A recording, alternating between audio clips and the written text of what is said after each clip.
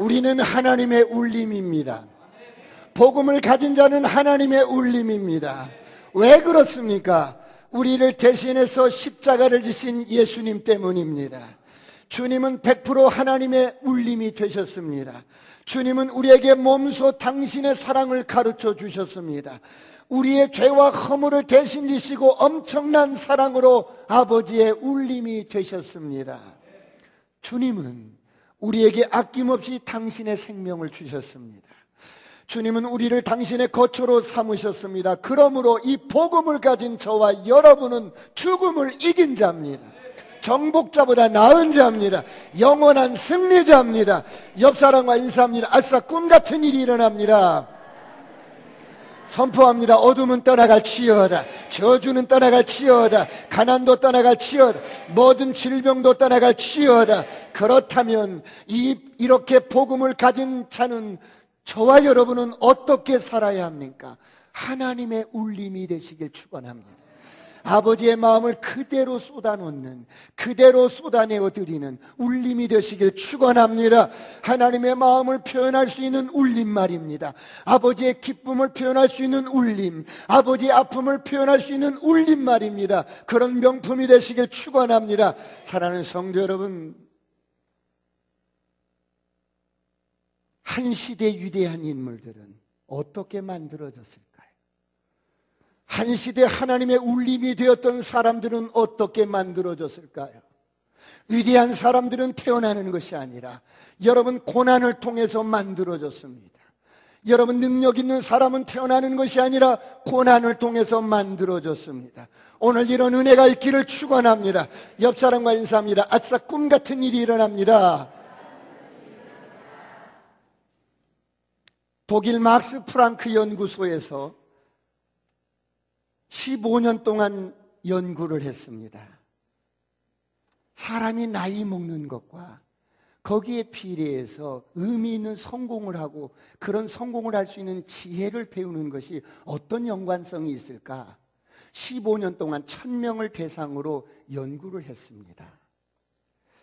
인생을 성공한 사람, 의미 있게 사는 사람, 정말 재미있게, 여러분 그렇게 멋지게 사는 사람 1000명을 대상으로 연구했는데, 인생을 성공하고 의미 있게, 멋지게, 지혜롭게 사는 사람들은 다음과 같은 공통적인 특징이 있었습니다.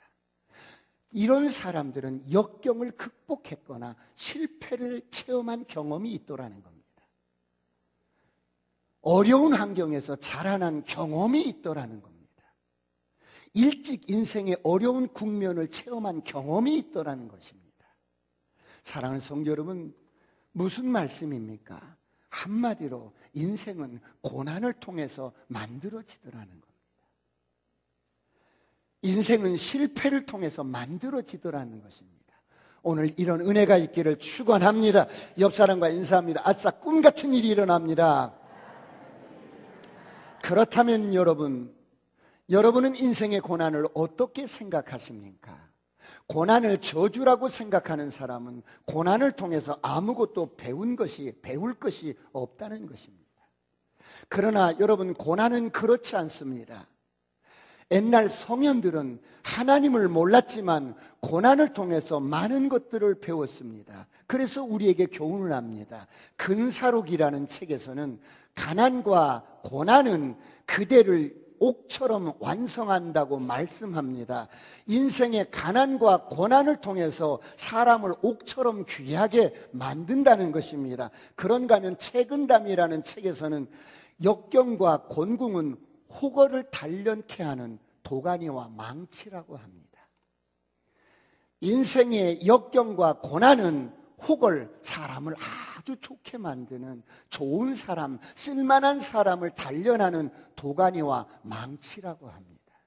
그런가 하면 사서삼경인 맹자는 고난을 일컬어 이렇게 말을 합니다. 하늘이 장차 그 사람에게 큰 사명을 내리려 할 때 먼저 그의 심기를 괴롭게 하고 뼈와 힘줄을 힘들게 하며 육체를 줄이게 하고 그에게 아무것도 없게 하여 그가 행하고자 하는 바를 어긋나게 한다. 이렇게 하는 이유는 마음을 격동시켜 성질을 참게 함으로써 그가 할 수 없었던 일을 더 많이 할 수 있게 하기 위함이라. 사서삼경인 맹자는 이렇게 말을 했습니다. 여러분, 무슨 말씀입니까? 먼저 사람이 큰 사람으로 사용되려면 고난을 통해서 그 사람의 그릇을 큰 그릇으로 만든다는 것입니다. 사람의 그릇이 그냥 만들어지는 것이 아니라 고난을 통해서 사람의 그릇을 만들어진다고 합니다. 사랑하는 성도 여러분, 그렇습니다. 쓸만한 사람을 만드는 데는 반드시 고난과 역경이 필수 과정이라는 겁니다. 그렇다면 여러분, 모든 사람이 고난을 겪는다고 그릇이 될까요? 여러분은 어떻게 생각하십니까? 모든 사람이 고난이나 역경을 겪는다고 다 쓸만한 사람이 될까요? 여러분은 어떻게 생각하십니까? 고난을 겪는다고 해서 다 쓸만한 사람이 되어지는 것은 아닙니다. 고난을 겪는다고 해서 다 그릇이 커지는 것이 아닙니다. 왜 그렇습니까? 성경은 이렇게 말씀합니다. 잠언서 31장 7절에 다 같이 한번 합독합니다. 그는 시작. 그는 마시고 자기의 빈궁한 것을 잊어버리겠고 다시 자기의 고통을 기억하지 아니하리라. 그는 마시고, 여기서 그는 육신적인 생각을 가지고 사는 사람, 어리석은 사람이라고 말을 합니다. 그런 사람은 자기의 빈궁을 잃어버리고 다시 자기의 고통을 기억하지 아니하리라. 여기서 어떤 말을 지금 설명하고 있습니까? 어리석은 사람은 죽도록 고생을 하고도 지혜를 배우지 못한다는 말입니다. 세상에서 가장 어리석은 사람은 죽도록 고생만 하고도 죽도록 고난 가운데 있는데도 깨달지 못하고 지혜를 얻지 못하는 사람이 가장 어리석은 사람이라고 합니다. 사랑하는 성도 여러분, 그렇다면 죽도록 고생만 하고 지혜를 얻지 못하는 어리석은 사람이 되지 않으려면 우리에게 주어지는 고난을 우리는 어떻게 해야 할까요? 여러분에게 주어지는 크고 작은 고난을 여러분은 어떻게 반응을 해야 할까요? 첫째, 고난을 축복의 기회로 삼으시길 축원합니다. 옆 사람과 인사합니다. 고난이 축복입니다. 여러분, 왜 고난을 축복의 기회로 삼아야 합니까? 위대한 인물은 태어나는 것이 아니라 만들어집니다. 크고 작은 인생의 고난을 통해서 만들어집니다. 능력 있는 사람은 태어나는 것이 아니라 만들어집니다. 크고 작은 인생의 고난을 통해서 사람이 만들어집니다. 그러므로 육신의 안일함이 능사가 아닙니다. 육신의 안일함이, 안락함이 전부가 아닙니다. 육신의 고난을 통해서 영적으로 성장하고 성숙하시길 주의 이름으로 축원합니다. 어떤 사람은 인생의 고난을 통해서 사람이 달라집니다. 고난을 통해서 사람이 준비가 되어져요. 고난을 통해서 변화가 됩니다. 고난을 통해서 만들어져요. 고난을 통해서 쓸만한 사람이 되어집니다. 그릇이 준비돼요. 생각이 달라져요. 말이 달라져요. 행동이 달라집니다. 이 사람은 고난을 디딤돌로 사용하는 것입니다. 고난을 여러분 축복의 기회로 여기고 자신을 변화시키는 기회로 여기고 탁월하게 쓰임받는 사람이 됩니다. 이런 은혜가 있기를 축원합니다. 이 사람은 고난을 축복의 기회로 여겼던 것입니다. 고난을 인생의 여러분 모멘텀으로 삼았던 것입니다. 고난을 하나님의 손길로 여기고 여러분 자신을 여러분 변화시켜 나갔던 것입니다. 오늘 이런 은혜가 있기를 축원합니다. 옆 사람과 인사합니다. 아싸, 꿈 같은 일이 일어납니다.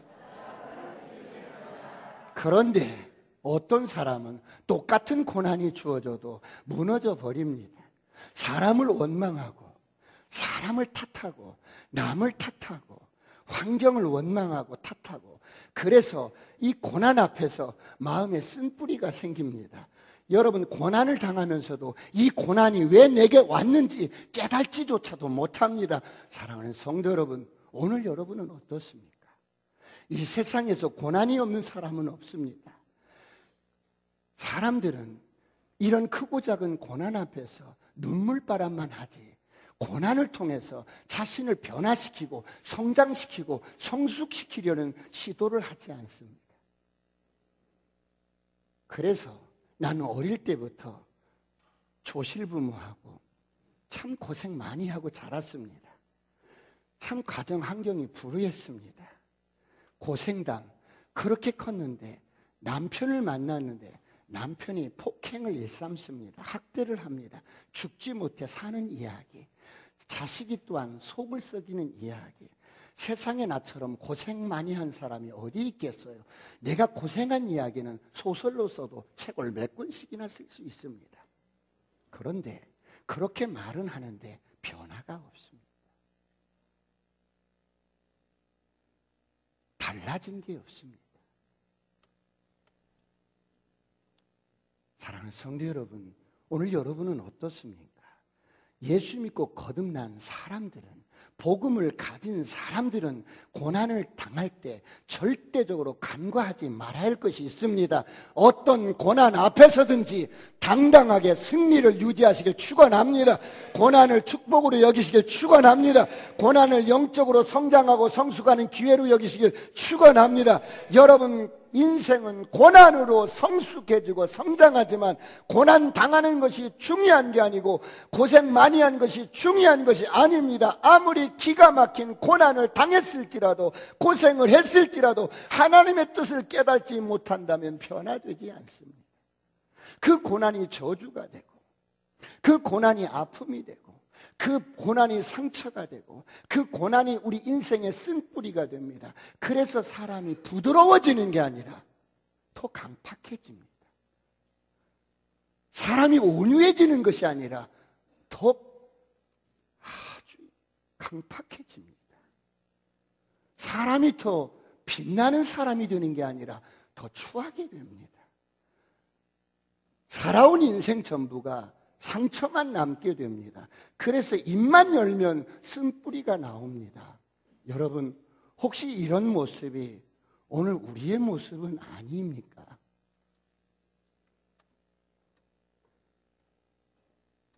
사람을 원망하게 되고 분노에 잡히게 되고 사람이 더욱더 고집스러워지고 고약해지고 자기밖에 모르고 자기 뜻만 세우고,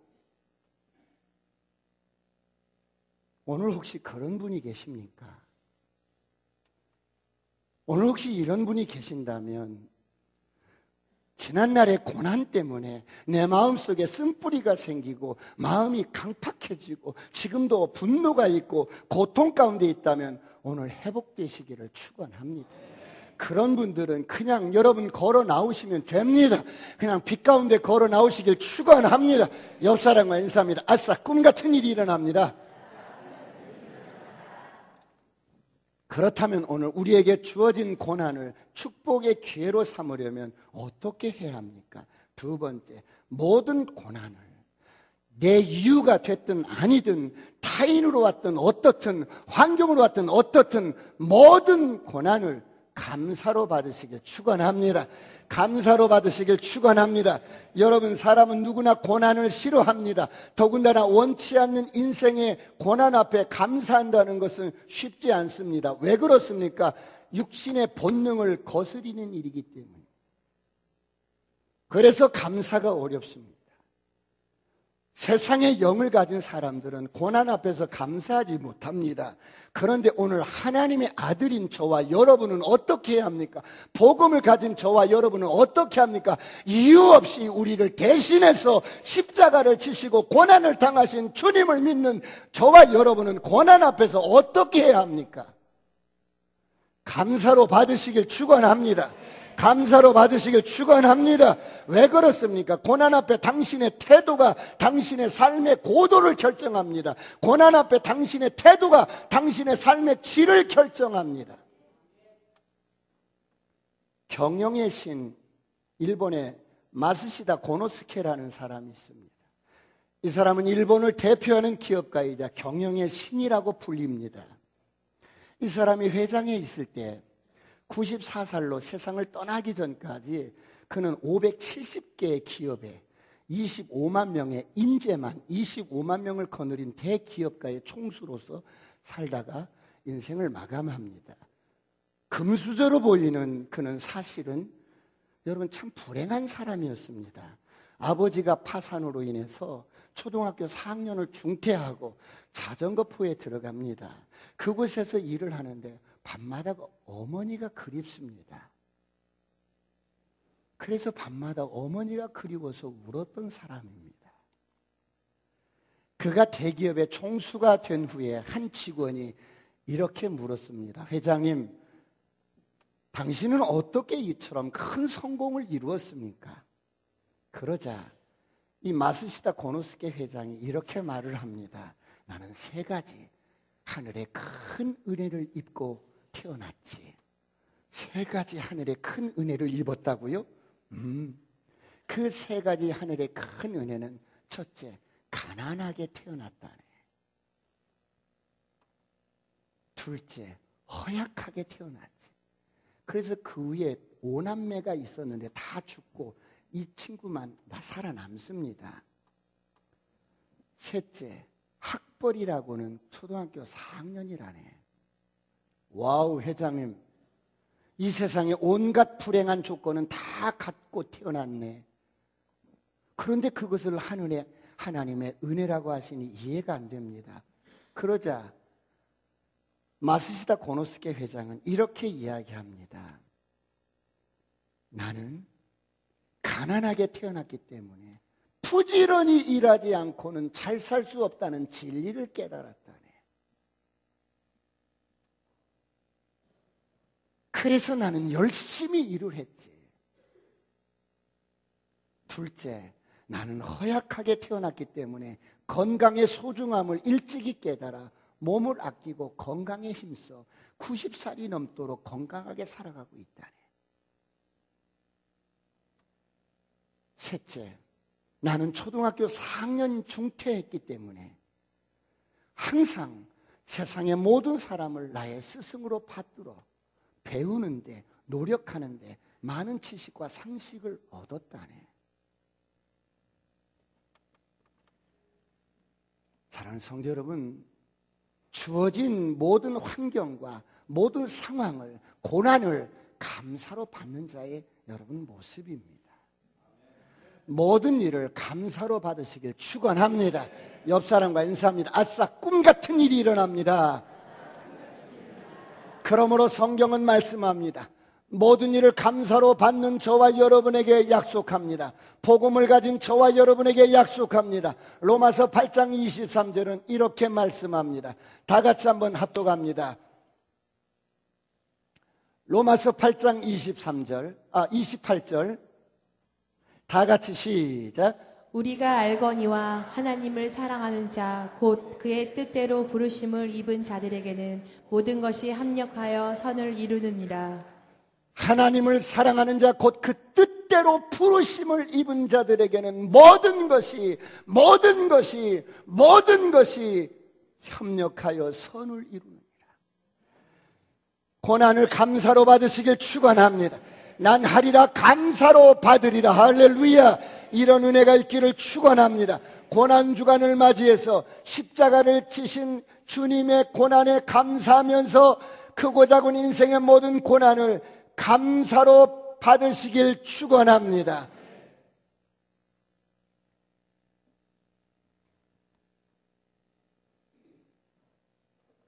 애굽에서 살던 이스라엘 백성들을 하나님은 출애굽을 시켜서 첫 번째 가르친 단어가 있습니다.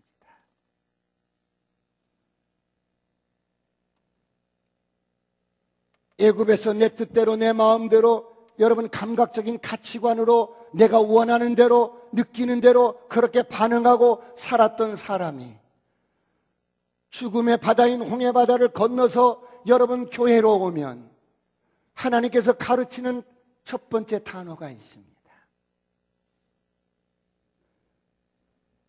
어머니들이 1000년 전이나 지금이나 애 낳는 방법은 같습니다. 하나님이 우리 자녀들을 교육하는 교육의 방법은 1000년 전이나 지금이나 2000년 전이나 지금이나 3000년 전이나 지금이나 하나님께서 당신의 아들들을 교육하는 방법은 같습니다. 3500년 전에 이스라엘 백성들을 출애굽시켜놓고 여러분 홍해를 갈라서 여러분 그 죽음의 강인 홍해바다를 건너서 광야에 이들을 인도해놓고 가르친 첫 번째 단어가 감사였습니다. 믿으시면 아멘.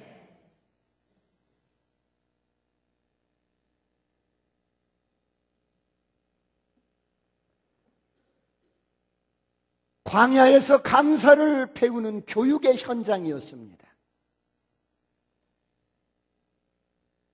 그런데 이들을 보세요. 홍해바다를 건넜습니다. 그 검푸른 홍해바다가 쫙 갈라져서 하나님의 능력으로 기적으로 홍해바다를 건너갑니다. 그때는 여러분 하나님을 찬양하는데 몸과 마음과 정성을 다해서 하나님 앞에 뛰면서 여러분 좋아서 찬양하고 노래하고 이 목숨 다할 때까지 수많은 고백을 하고 찬양을 하며 건넙니다. 그런데 그런 찬양의 웃음소리가 입가에 가시기도 전에 여러분 광야에 사흘길이 못 가서 목이 마라. 뭐야 이게 짜증나. 뭐야 물도 없네. 불평하기 시작합니다. 여러분 이것이 인생입니다.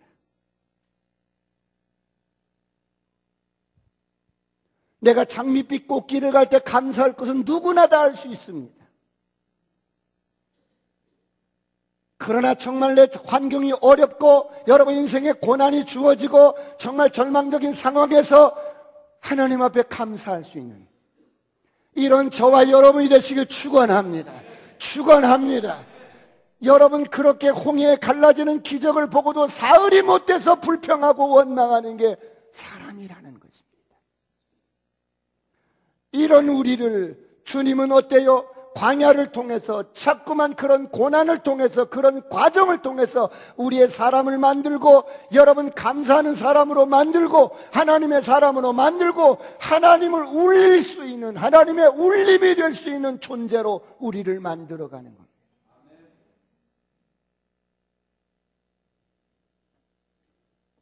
지금 주어진 상황 속에서 감사가 나오지 않는다면 하나님 당신이 절대 주권으로 나를 인도하는 당신이 틀렸다는 겁니다. 당신이 틀린 거야. 왜 나에게 이런 남편을 주었어? 왜 나에게 이런 아내를 주었어? 왜 나에게 이런 자식이 태어난 거야? 당신이 틀린 거야.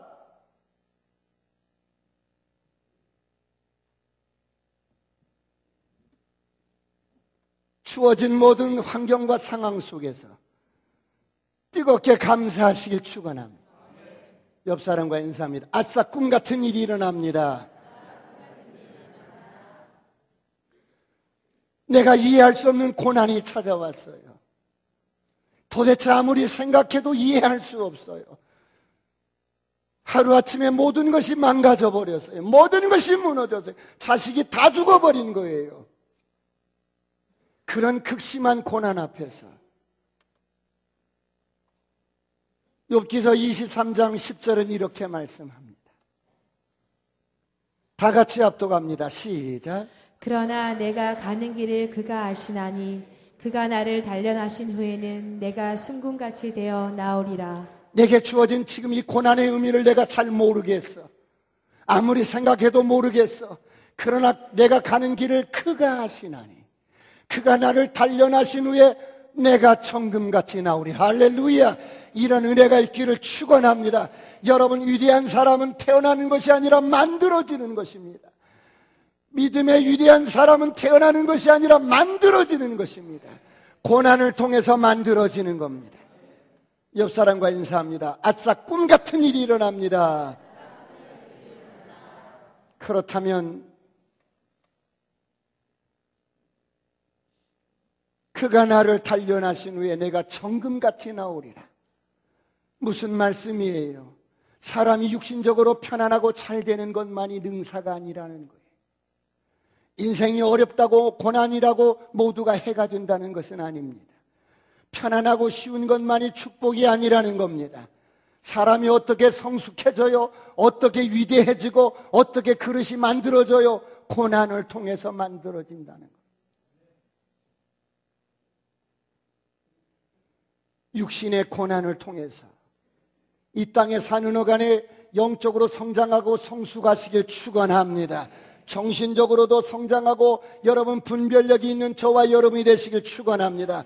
그런데 사랑하는 성도 여러분, 지금 크고 작은 인생의 고난이 주어지면 우리는 지금 주어진 고난에 학습을 잘해야 합니다. 학습을 잘하나니요? 목사님, 나 대학 졸업한 지가 벌써 몇 년이 됐는데 또 무슨 학습이야. 나 교회 다니는 거 학습 싫어. 학습 싫어. 학습 싫다고. 아우, 학습 싫어요. 지금 주어진 고난 앞에 학습을 잘하지 않으면 다음에 똑같은 문제가 찾아오면 또 못 푸는 거야. 인생을 살다 보면 똑같은 문제가 반복되어 찾아옵니다. 아, 이 사람 보기 싫어서 이쪽으로 갔더니 또 그런 사람이 또 여기도 있네.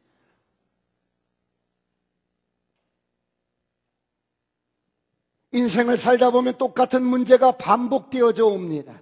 그럴 때마다 많은 사람들은 똑같은 그 문제로 또 넘어지는 거야. 또 넘어지는 거야. 또 넘어지는 거야.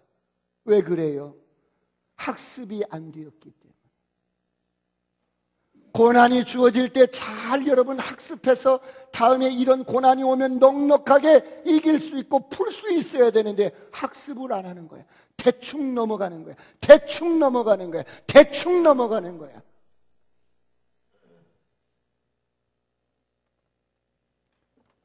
고난은 여러 가지 이유 때문에 우리에게 올 수 있어요. 또 세상이 어두워서 원치 않게 여러분 느닷없이 갑자기 여러분 고난이 찾아올 수 있어요. 우리의 미숙함 때문에, 우리의 잘못 때문에, 우리의 허물 때문에, 일의 실수 때문에, 말의 실수 때문에, 인격의 실수 때문에, 여러분 성적인 실수 때문에, 성격적인 성품 때문에 고난이 올 수 있어요. 내 부하고자 하는 욕심 때문에 여기저기서 그래 여기 투자하면 그냥 일확천금을 얻는다더라. 그래서 여기저기 막 돈을 빌려서 내 있는 모든 것을 여러분 다 정리해서 투자했는데 하루아침에 바닥을 치는 거예요. 부하려는 욕망 때문에 갑자기 어떤 사고로 여러 모양으로 고난이 찾아올 수 있어요. 이런 고난 앞에서 고난을 잘 학습하셨으면 좋겠습니다. 옆 사람과 인사합니다. 아싸, 꿈 같은 일이 일어납니다. 시편 119편 71절 오늘 본문을 보시겠습니다.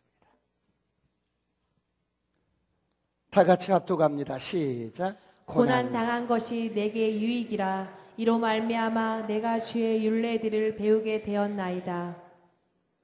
고난 당한 것이 내게 유익이라. 이로 인하여 내가 주의 말씀을 배웠습니다. 하나님의 말씀은 하나님이십니다. 우리를 창조하신 하나님의 말씀입니다. 할렐루야. 하나님의 말씀은 하나님의 소리요, 하나님의 뜻이요, 우리를 향한 하나님의 사랑입니다. 내가 고난 당하기 전에 그릇 행했지만 이제는 어디 고난을 통해서 주의 말씀을 배우는 것입니다. 오늘 이런 은혜가 있기를 축원합니다. 축원합니다. 예수님은 십자가의 고난을 통해서 아버지의 뜻을 100% 순종했습니다. 예수님은 십자가를 지심으로 하늘 아버지의 울림이 되셨습니다. 그렇다면 우리에게 주어진 고난을 통해서 우리는 어떻게 해야 할까요? 마지막 세 번째, 하나님의 울림이 되십시오. 하나님께서 한 시대마다 쓰임받았던 위대한 인물들은 모두 다 광야에서 고난 가운데 만들어졌습니다. 위대한 인물은 태어나는 것이 아니라 만들어지는 겁니다. 능력 있는 사람은 태어나는 것이 아니라 만들어집니다. 믿음의 사람은 태어나는 것이 아니라 만들어집니다. 고난을 통해서 만들어집니다. 옆 사람과 인사합니다. 만들어집니다. 요셉은 13년 동안 갖은 수모를 다 겪습니다. 남들보다 특별한 환경에서, 어머니가 하나도 아니고 넷씩이나 되는 환경에서, 여러분 이복, 여러분 형제들, 배다른 형제들 사이에서 시기에서 여러분 애굽의 노예로 팔려버립니다. 말이 그렇지 노예 생활이 얼마나 힘들겠어요.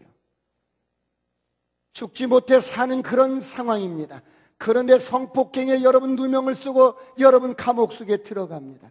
13년 동안 사람으로는 할 수 없는 그런 고난을 다 겪습니다. 그럼에도 불구하고 요셉은 하나님을 신뢰하고 그런 고난 앞에서 승리를 당당하게 유지하면서 고난을 감사로 받습니다. 결국 이런 요셉이 하나님의 큰 울림이 됩니다. 이런 은혜가 있기를 축원합니다. 그런가 하면 이스라엘의 위대한 영도자였던 모세는 애굽의 바로 왕의 공주의 양자였습니다. 아들이었습니다. 양자지만 공주의 아들이라면 권세가 있고 애굽의 모든 학문을 다 섭렵했습니다. 리더십도 있습니다. 여러분, 이 모든 것들을 가지고 살았던 모세가 그렇게 쓰이기에는 사실 어때요? 하나님을 울리기에는 적합하지가 않은 거예요. 이런 모세를 하나님께서는 광야 40년 동안 여러분 고난 가운데 훈련합니다. 바로 왕의 공주의 아들이었던 모세가 전쟁에 돌아오면 여러분 가는 전쟁마다 승리를 합니다. 여러분 개선가를 부르고 돌아오면 수많은 애굽의 여러분 어여쁜 여인들이 모세스 꽃을 던지면서 나를 좀 보세요. 모세스 이랬던 모세의 화려했던 영광들, 그런 영광들을 버리고 미디안 광야에 가서 양똥이나 치는 거야. 양 궁둥이나 바라보고 다니는 거야.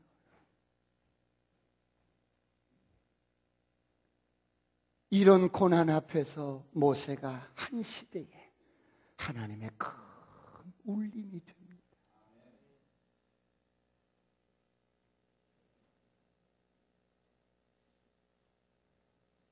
잊혀진 것 같은 인생, 고난이 깊으면 깊을수록 하나님만 잡을 수밖에 없었던 시절,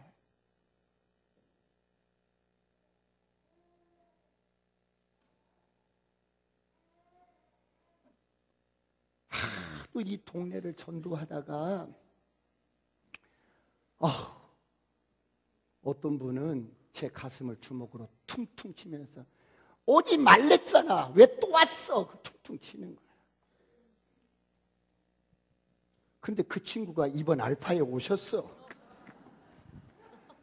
그렇게 전도하고, 이 동네 제가 북이었어요. 이 동네 사람들이 스트레스를 저한테 다 푸는 거야. 그러면 너무너무 힘들어서, 괴롭고 힘들어서 하나님 감사해요. 그래서 제가 밤이 맞도록, 도대체 이 사람들이 너무 강팍해서 안 돌아오니까 돌아오라고 계속 돌아오라고 그러다 이 돌아와 찬양을 했는데, 우리 1절만 한번 하겠습니다. 우리 돌아와.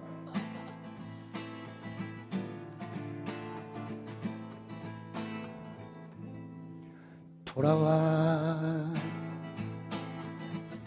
방황치 말고 주께로 돌아오세요. 돌아와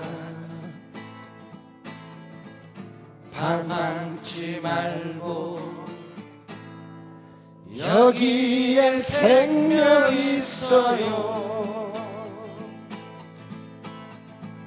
그리움이 내 영혼에 별처럼 피어오르며 돌아와 돌아와 주께로 돌아오세요. 이렇게 밤새 기타 치고 이 노래를 부르면 술 취한 사람들이 여기가 노래방이야 하고 또 들어오는 거예요. 여기가 뭐 하는 데지? 노래소리가 나는데 뭐 하는 데지?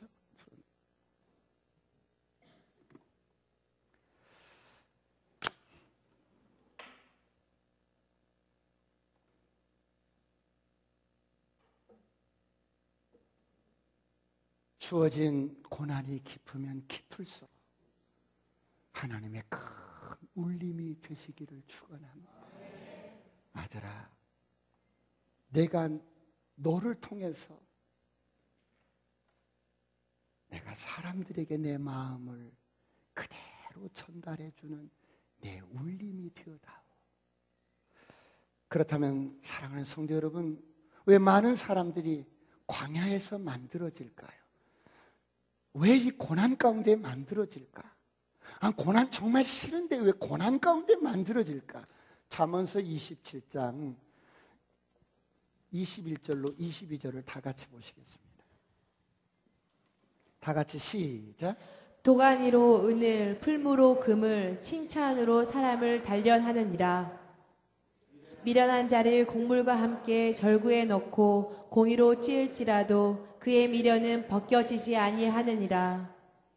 미련한 자는, 육신적인 사람은 이 육신의 완고함과 육신의 고집스러움과 이 육신에 이 집착하는 이 미련한 자는 곡물과 함께 절구에 넣고 이 절구 공의로 막 찧어도 육신의 미련함이 벗겨지지 않는데,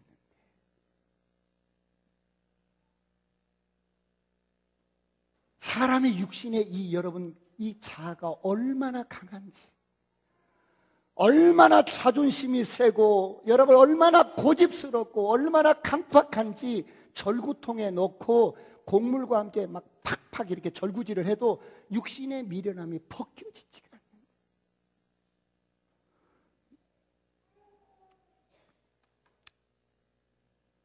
여러분, 이런 우리 육신의 완고함이, 육신의 강팍한 이 자아가 깨어지지 않고 벗겨지지 않으면 튜닝이 되지 않는 거예요.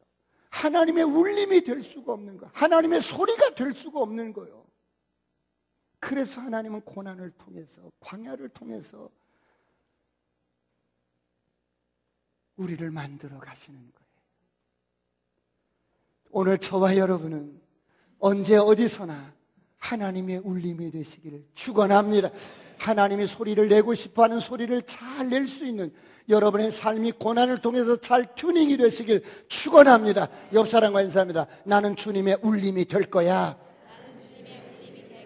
주님의 울림이 되지 못하면 이 어마어마한 복음을 갖고도 먹다 가는 인생으로 끝납니다. 주님이 울림이 되지 못하면 어마어마한 이 복음을 갖고도 여러분 한 영혼 구원하지도 못한 채 그냥 가는 겁니다.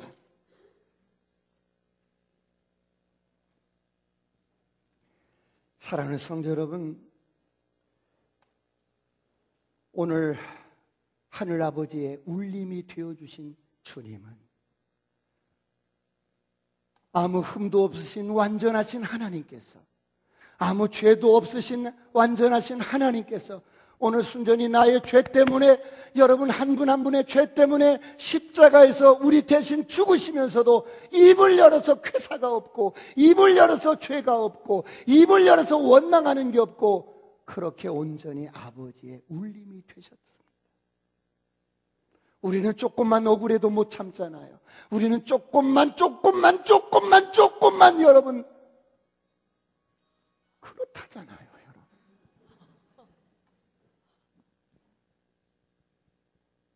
사랑하는 성도 여러분, 오늘 그렇다면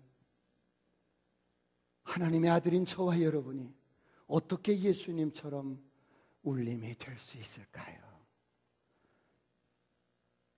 우리가 말씀을 나누기 전에 바이올린에 대해서 여러분이 보셨어요.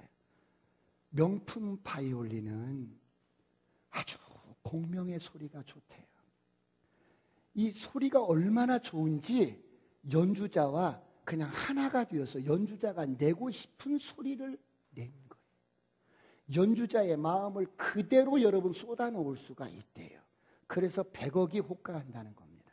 그런데 이런 스트라디바리우스라는 이 바이올린은 가뭄비 나무로 이렇게 만드는데, 가뭄비 나무가 고온 다습하고 저지대에서 자라는 나무는 가뭄비 나무일지라도 그런 소리가 나질 않는다는 거예요.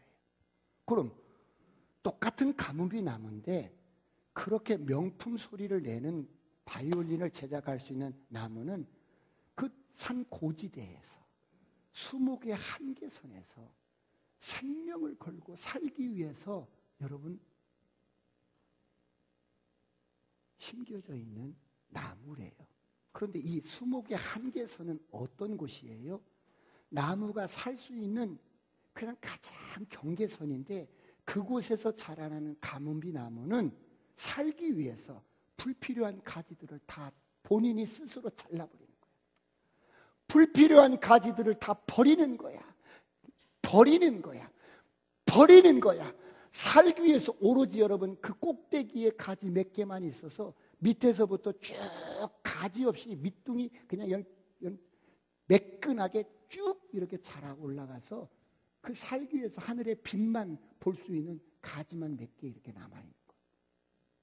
이런 나무가 그런 명품 바이올린을 만드는데 최적합이래요.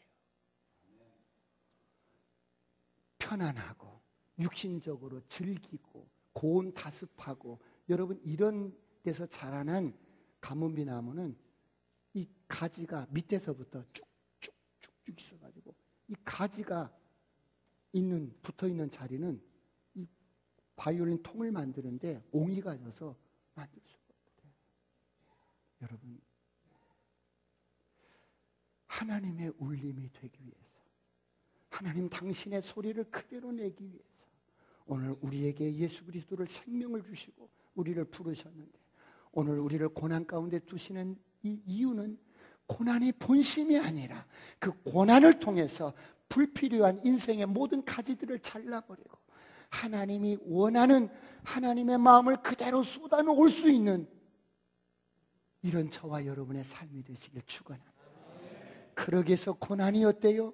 우리 인생의 튜닝을 하는 슬프면 슬픈 대로 괴로우면 괴로운 대로 기쁘면 기쁜 대로 즐거우면 즐거운 대로 찬송가의 한 음표가 돼서 주님이 언제든지 튕기면 재음을 낼 수 있는 하나님의 울림이 되시길 축원합니다. 기도하시겠습니다.